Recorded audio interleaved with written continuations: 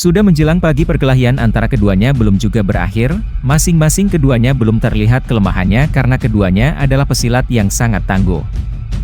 Muso adalah seorang mantan hulu balang kerajaan Rambah yang dulunya sangat ditakuti oleh para musuh-musuhnya.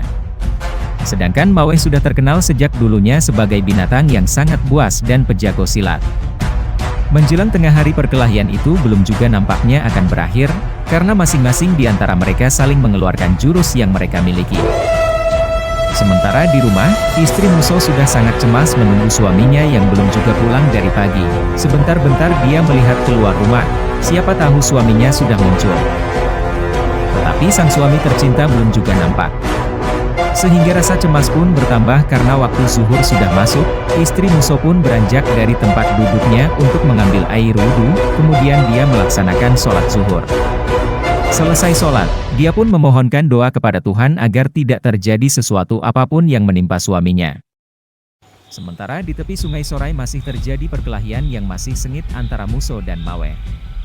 Hingga akhirnya kedua-duanya merasa kelelahan dan masing-masing mereka tersandar di bawah pohon yang ada di tepi sungai dengan nafas yang ngos-ngosan.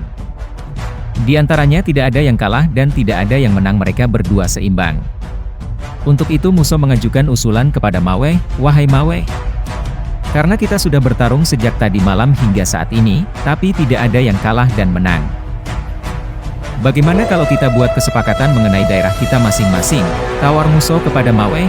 "Apa isi kesepakatannya?" Tanya Maweh kepada Muso, "Apa isi kesepakatan yang kamu maksud? Jika menguntungkan, saya akan terima." "Lebih baik kita lanjutkan saja pertarungan ini," jawab Maweh yang masih marah. "Dengar dulu perkataan saya, begini Maweh, karena kita merasa sama-sama sebagai pemilik wilayah ini, bagaimana kalau wilayah ini kita bagi dua saja?" Kata Muso lagi. "Bagaimana cara pembagiannya?" Tanya Maweh kepada Muso mulai lembut. Karena dia merasa tidak sanggup lagi untuk melanjutkan pertarungan. Muso pun menjawab dan membuat keputusan tersebut, "Dari tempat kita duduk sekarang ke hulu sana adalah wilayah kekuasaan kamu. Dan dari tempat kita duduk sampai ke hilir sampai ke muara sungai sana adalah daerah kekuasaanku. Baik, aku tidak keberatan dengan keputusan ini, tapi bagaimana jika nanti di kemudian hari terjadi sesuatu hal yang tidak kita inginkan?" tanya Maweh. "Maksud MU apa?" Muso balik bertanya, "Siapa tahu di antara kita nantinya melanggar perjanjian yang kita buat ini, maka apa hukuman untuknya?" jelas Maweh sembari bertanya kepada Muso. "Barang siapa yang ketahuan melanggar perjanjian yang kita sepakati ini, maka sebagai hukumannya dia harus menyerahkan semua hasil kekayaan dan seluruh wilayah kekuasaannya," jawab Muso dengan tegas. Mendengar jawaban Muso, Maweh pun berkata, "Kalau begitu, saya terima kesepakatan yang kamu usulkan ini. Sekarang mari kita berjabat tangan, berarti masalah kita berakhir sampai di sini." Muso dan Maweh pun saling berjabat tangan, setelah itu mereka pulang menuju tempat mereka masing-masing. Sesampainya Muso di rumah, dia langsung ditanya oleh istrinya, "Abang, mengapa perginya lama sekali? Apakah abang bertemu dengan pencurinya, Bang?" "Siapa mencurinya, Bang?" tanya istri Muso dengan beruntun, karena dia merasa cemas dengan suaminya. Tetapi Muso tidak langsung menjawab, dia hanya tersenyum kepada istrinya. Setelah beberapa saat kemudian barulah Muso menceritakan kepada istrinya.